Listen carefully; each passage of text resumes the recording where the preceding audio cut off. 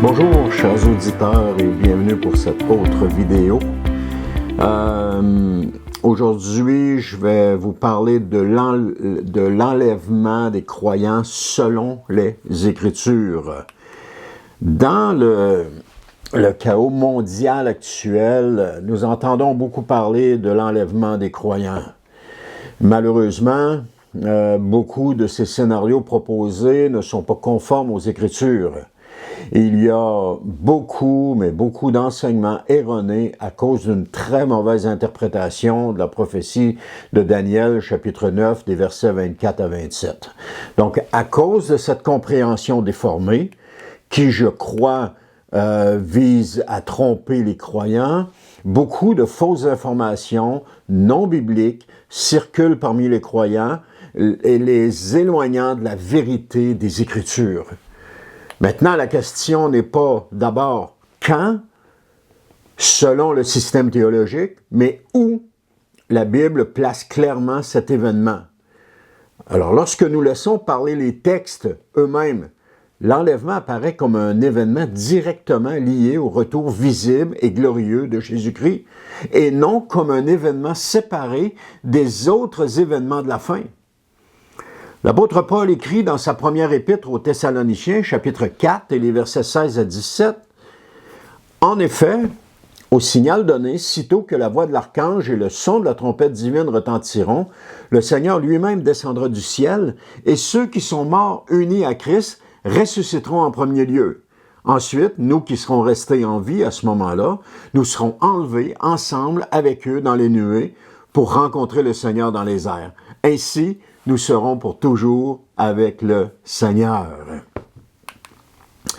Ce texte enseigne clairement plusieurs vérités. Premièrement, l'enlèvement a lieu lorsque Jésus descend du ciel. Deuxièmement, il est accompagné d'événements publics et visibles, c'est-à-dire voix, trompette, résurrection. Troisièmement, il est lié directement à la résurrection des morts. Or, ailleurs, la Bible situe la résurrection des croyants au dernier jour. Et regardons ce que Jésus lui-même dit à propos de la résurrection des morts, ou la résurrection des croyants. C'est dans Jean chapitre 6, le verset 39. « Or, celui qui m'a envoyé veut que je ne perde aucun de ceux qu'il m'a donnés, mais que je les ressuscite quand? Au dernier jour. » Donc, il ne peut pas y avoir, selon ce passage, il ne peut pas y avoir de résurrection des morts à un moment où Christ reviendrait avant cette pseudo, je dis bien pseudo, semaine de 7 ans de tribulation. Parce que Christ revient, les gens sont transformés, enlevés, ressuscités, et tout ça, ça se passe avant la période de tribulation. Selon ce passage, c'est impossible. Ça ne fonctionne pas. Et regardons un autre passage, celui qui le suit immédiatement. Qu'est-ce que celui-là veut nous dire? C'est dans Jean chapitre 6, verset 40, ça dit « Oui, telle est la volonté de mon Père, que tous ceux qui tournent le regard vers le Fils et qui croient en lui possèdent la vie éternelle, et moi, je les ressusciterai. » Quand, dit Jésus? Au dernier jour. Encore une fois, Jésus mentionne que c'est au dernier jour. Donc, si on dit que l'enlèvement a lieu avant la pseudo-semaine des tribulations, on n'est pas au dernier jour, là. Alors, si on dit que c'est ça, on n'est pas au dernier jour, donc ça ne peut pas être là. C'est impossible. Jean 6, 44 nous dit, c'est Jésus encore une fois qui parle, « Personne ne peut venir à moi si le Père qui m'a envoyé ne l'attire, et moi, je le ressusciterai quand? Au dernier jour. » Et il y a un autre passage qui est encore explicite par rapport à cela. C'est dans Jean chapitre 6, verset 54. « Celui qui se nourrit de ma chair et qui boit mon sang a la vie éternelle, et moi je le ressusciterai. » Quand? Au dernier jour. Et c'est pas tout. Nous avons également Marthe, qui dira à Jésus à propos de la résurrection de son frère Lazare, dans Jean chapitre 11, verset 24, « Je sais bien, répondit Marthe, qu'il reviendra à la vie au dernier jour. » Et quand a lieu et qu'est-ce qui se passe au dernier jour? Lors de la résurrection. Donc, ces passages nous montrent clairement que Jésus revient au dernier jour, parce que c'est là que les gens sont ressuscités. Donc, si on y va avec tout un scénario d'enlèvement avant la pseudo-semaine de tribulation, ou de 7 années de tribulation, ça ne concorde pas avec ce qu'on vient de lire là. Ça ne concorde pas, ça ne fonctionne pas. Maintenant, si la résurrection a lieu au dernier jour, et que l'enlèvement accompagne cette résurrection, alors l'enlèvement se situe indubitablement aussi au dernier jour. Non des années auparavant, et ni en plusieurs phases, comme veulent nous faire croire les adeptes du dispensationalisme. Jésus lui-même décrit l'ordre des événements dans Matthieu, chapitre 24, versets 29 à 31. Il dit, « Aussitôt après ces jours de détresse, le soleil s'obscurcira, la lune perdra sa clarté, les étoiles tomberont du ciel, les puissances célestes seront ébranlées. C'est alors que le signe du Fils de l'homme apparaîtra dans le ciel. Alors tous les peuples de la terre se lamenteront et ils verront le Fils de l'homme venir sur les nuées du ciel avec beaucoup de puissance et de gloire.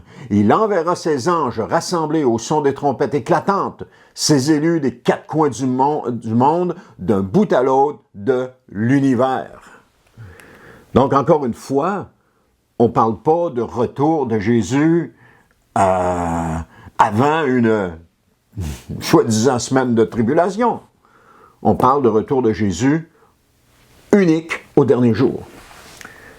D'ailleurs, on trouve ici les mêmes éléments que dans 1 Thessaloniciens 4, c'est-à-dire la venue du Fils de l'homme, la trompette, puis le rassemblement des croyants, puis un événement visible et mondial. Jésus place explicitement ce rassemblement après la détresse. Et la détresse, c'est quoi? C'est la grande persécution contre les croyants qui va précéder son retour.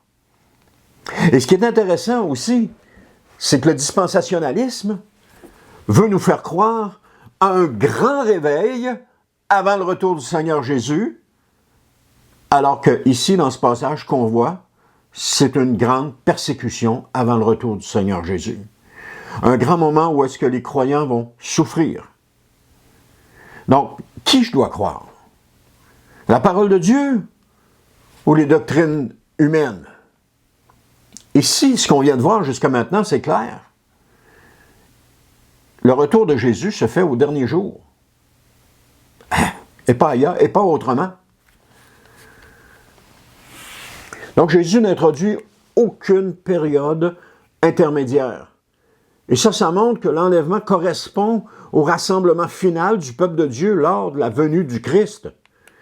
Affirmer un enlèvement avant la pseudo-période de 7 années de tribulation est donc non scripturaire. Paul confirme ce moment unique dans 1 Corinthiens chapitre 15, le verset 51 à 52. « Voici, je vais vous révéler un mystère. Nous ne passerons pas tous par la mort, mais nous serons tous transformés en un instant, en un clin d'œil, au son de la trompette dernière.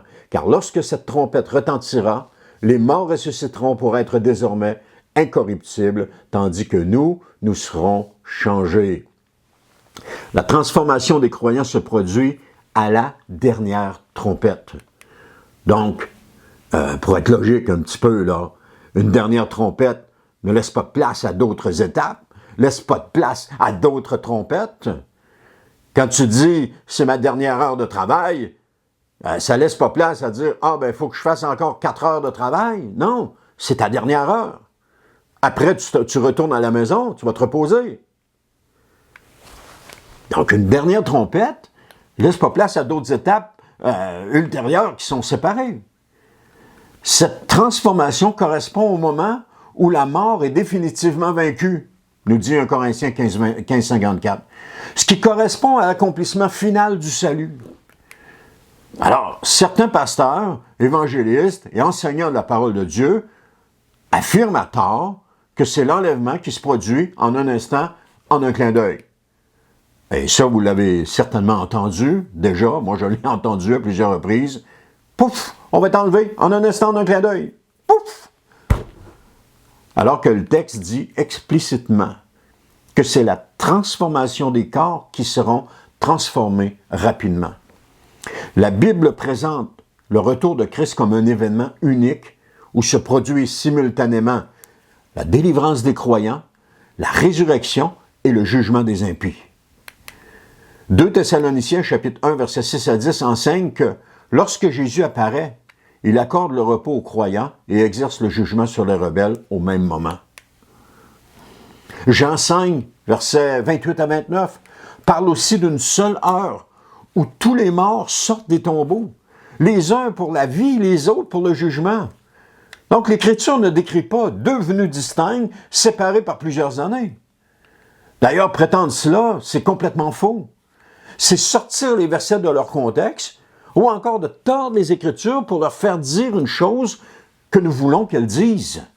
Alors, comment pouvons-nous, honnêtement, enseigner de telles faussetés sans jamais nous en rendre compte? C'est ce qui me dépasse. Et même, au-delà de cela, des gens défendent cette fausse doctrine, croyant qu'elle est la vérité biblique alors qu'elle n'est pas la vérité biblique. Certains enseignements placent l'enlèvement bien avant le retour visible de Jésus et introduisent ensuite une période déterminée de tribulation mondiale de 7 ans. Donc cette construction pose plusieurs difficultés bibliques. D'abord, la résurrection est au dernier jour, non des années auparavant. Ensuite, le rassemblement des élus est après la détresse selon Jésus. Puis, la dernière trompette marque l'événement final. Finalement, la Bible ne mentionne nulle part une période précise de 7 ans séparant ces événements. Cette chronologie ne repose absolument pas sur un texte explicite, mais plutôt sur une reconstruction théologique qui ne correspond réellement pas à l'ordre naturel des passages bibliques. Quelqu'un me dit, « Ouais, mais t'as pas de l'air à l'aimer, le prophète Daniel. » J'aime beaucoup le livre de Daniel. C'était juste une mauvaise interprétation de mes propos, mais j'aime beaucoup le livre de Daniel. Mais ce que j'aime pas, c'est les mauvaises comment est-ce qu'on dit ça, les mauvaises interprétations qu'on fait des prophéties de Daniel. Parce que lorsque l'ensemble des Écritures est considéré, l'ordre des événements apparaît clairement. Jésus revient visiblement et glorieusement. Les morts en Christ ressuscitent. Les croyants vivants sont transformés et enlevés. Le peuple de Dieu est rassemblé et le jugement final commence. Tout cela forme un seul événement majeur, c'est-à-dire la venue du Seigneur à la fin de l'âge ou au dernier jour, si vous préférez. Ainsi, l'enlèvement n'est pas un départ secret avant une prétendue période déterminée de tribulation, mais plutôt la rencontre glorieuse du peuple de Dieu avec son Seigneur au moment de son retour final, lorsque l'histoire atteint son accomplissement et que le royaume de Dieu est pleinement manifesté. C'est cela que les Écritures nous révèlent. Ne sortons pas de ce qui est écrit. Restons fermement ancrés dans les Écritures.